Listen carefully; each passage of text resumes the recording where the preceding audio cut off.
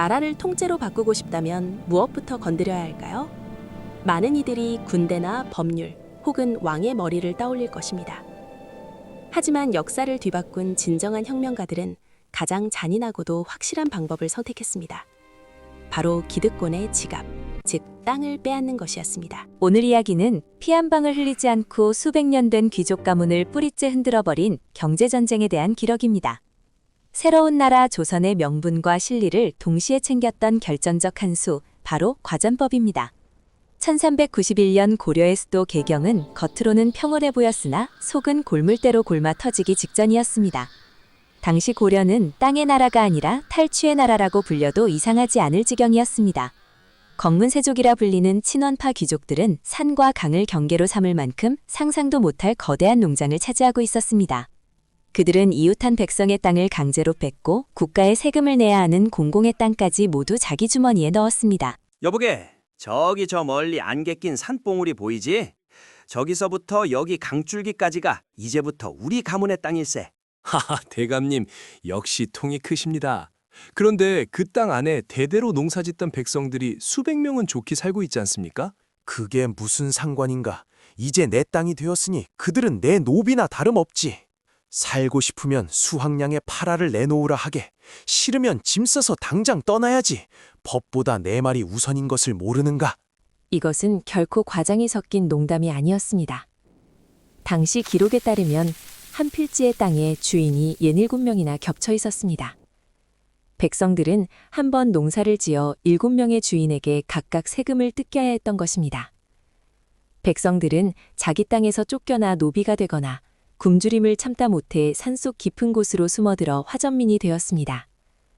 국가 곳간은 텅 비어 관리들에게 줄 녹봉조차 없었고 국경을 지키는 군사들은 굶주린 채 창을 잡고 서 있었습니다.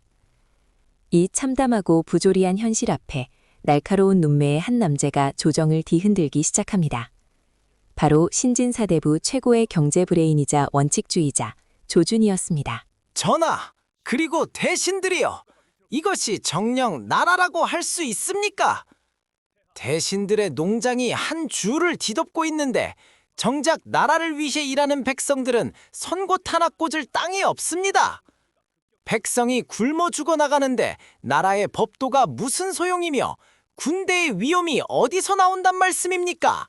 조준은 단순히 분노를 터뜨리는 것에 그치지 않았습니다. 그는 수년간 고려 전역의 토지 소유 현황을 이잡듯 뒤져 부패의 민낯을 정교한 수치로 정리해냈습니다. 하지만 권문세족들은 호락호락하지 않았습니다. 그들은 조준의 조사를 방해하기 위해 관리들을 매수하고 장부를 숨겼습니다. 조준, 그제가 감히 우리 집 창고를 뒤지려 한다고? 당장 하인들을 풀어 길목을 막아라. 필요하다면 관아의 기록을 불태워버려도 좋다. 조준의 조사관들은 길거리에서 매를 맞기도 하고 독살 위협을 받기도 했습니다. 그럼에도 불구하고 조준은 멈추지 않았습니다. 그는 직접 현장을 누비며 백성들의 눈물을 닦아주고 그들의 증언을 기록했습니다. 날이 저기 전오는 제 할아버지 때부터 일궈온 땅입니다. 그런데 어느 날 귀족의 종들이 와서 문서를 내밀더니 절 노비로 끌고 갔습니다. 제발 도와주십시오. 조준은 이 처절한 자료들을 들고 현명의 동지인 이성계와 정도전을 찾아갑니다. 장군님, 칼로 세상을 평정하고 적의 목을 베는 것은 장군님의 몫입니다. 하지만 그 평화가 단 하루 만에 무너지지 않게 지탱하는 것은 제 몫입니다. 경제적 기반이 없는 권력은 모래 위에 세운 성일 뿐입니다. 저 권문세족들의 지갑을 털지 않으면 장군님이 꿈꾸는 새 나라는 시작도 하기 전에 파산할 것입니다. 조 대감의 해안에 무릎을 탁 칩니다. 백성의 마음을 얻는 자가 천하를 얻는다 하였으나 그 마음은 결코 빈 위장에서 나오지 않습니다. 백성의 배를 채우고 썩은 권문세족의 돈줄을 끊어버리는 것, 그것이 우리가 가야 할 혁명의 본질입니다. 하지만 그들의 반발이 거세지 않겠소. 저들은 고려라는 나무의 뿌리 깊은 곳에 기생하며 수백 년을 버텨온 자들이요. 뿌리가 썩어 나무 전체를 죽이고 있다면 마땅히 뽑아내고 새 묘목을 심어야 합니다. 장군님, 이제 결단하시지요. 이성계의 묵직한 수긍과 함께 조조는 즉각적으로 국가토지조사 사업에 박차를 가했습니다. 그러나 기득권인 권문세족들의 저항은 상상을 초월할 정도로 악독하고 집요했습니다.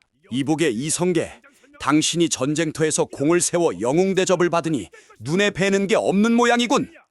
우리는 이 나라 고려를 세우고 지탱해온 명문가다.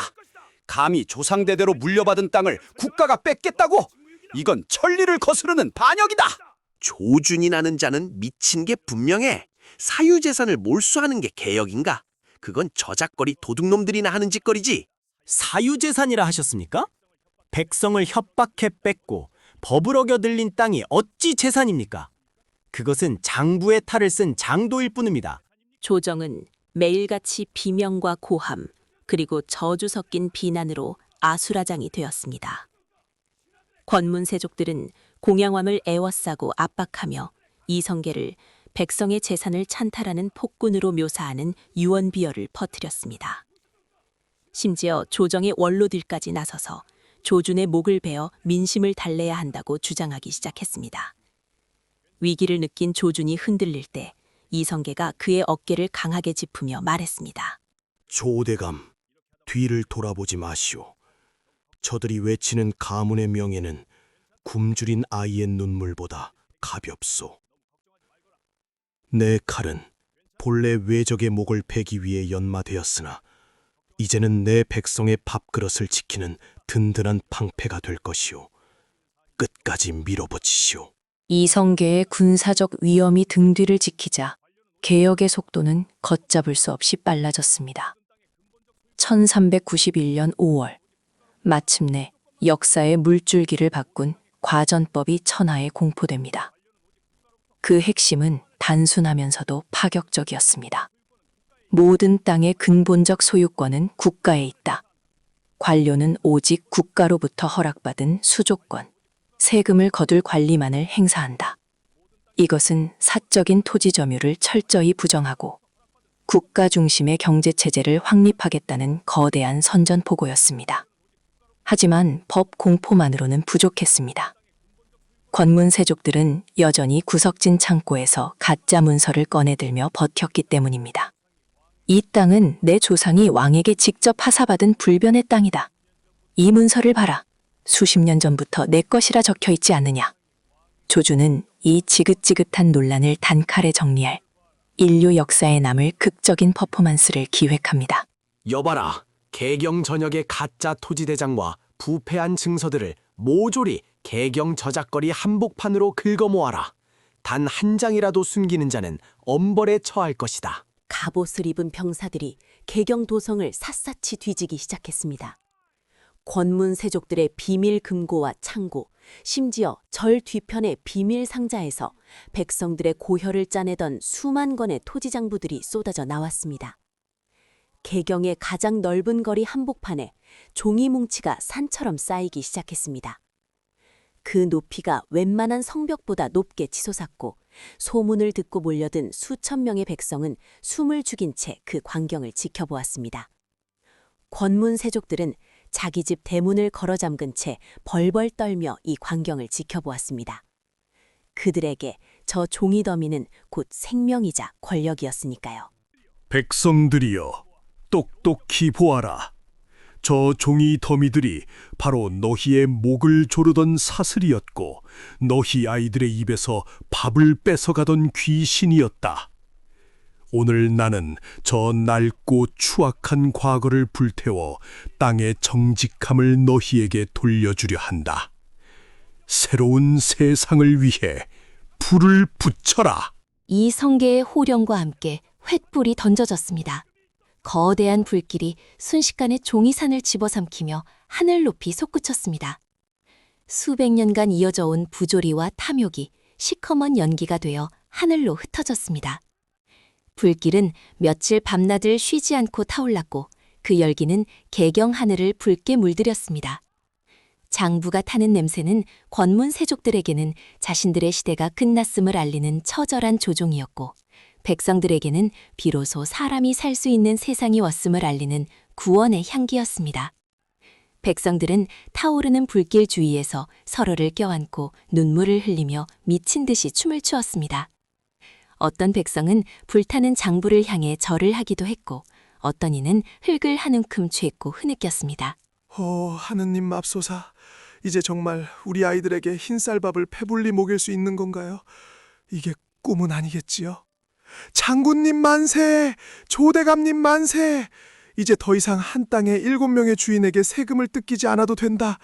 이제야 땅이 숨을 쉬는구나. 이 역사적인 사건은 단순히 땅을 재분배한 경제정책 그 이상의 의미를 지닙니다. 국가가 직접 땅을 관리하고 일한 만큼 거두며 공정하게 세금을 집행하는 근대적 공공 시스템의 완벽한 복원이었습니다. 과전법을 통해 이성계 일파는 두 가지 결정적인 승리를 거머쥐었습니다. 첫째, 굶주림에서 해방된 백성들의 절대적인 지지와 신뢰입니다. 백성들은 이제 이성계를 단순한 장군이 아닌 새로운 시대의 주인으로 보기 시작했습니다. 둘째, 새로운 국가 조선을 운영할 막대한 국가 재정과 신진 세력의 튼튼한 경제적 자금줄입니다. 유능한 관리들에게 월급을 줄 수 있게 되자 국가 시스템이 돌아가기 시작했습니다. 반면 땅을 잃고 경제력을 상실한 권문세족들은 더 이상 정치를 유지할 힘을 잃고 역사의 무대 밖으로 초라하게 퇴장했습니다. 칼로 시작된 위화도 회군의 혁명이 경제라는 정교하고 날카로운 칼날에 의해 비로소 완성된 순간이었습니다. 장군님, 이제 조선이라는 거대한 배에 연료가 가득 찼습니다. 이제 주저하지 마시고 닻을 올리시죠. 새로운 바다가 기다리고 있습니다. 과전법은 기득권의 강력한 저항과 시스템의 부패를 뚫고 사회적 공정을 실현하기 위해 얼마나 거대한 결단과 용기가 필요한지를 보여줍니다. 부의 편중이 심화되고 공정한 기회가 박탈된 사회는 결국 무너진다는 역사의 냉혹한 경고이기도 합니다. 이 개혁이 있었기에 조선은 500년이라는 유구한 세월을 버틸 수 있는 뿌리를 얻었습니다. 이 뜨거웠던 경제혁명이 끝난 뒤 역사는 이제 단 하나의 마지막 관문만을 남겨두고 있습니다. 바로 천년왕국 고려의 깃발이 내려가고 한반도의 새로운 주인 조선이 탄생하는 그 운명의 날입니다. 조선사 이야기는 계속됩니다. 끝까지 시청해주셔서 감사합니다.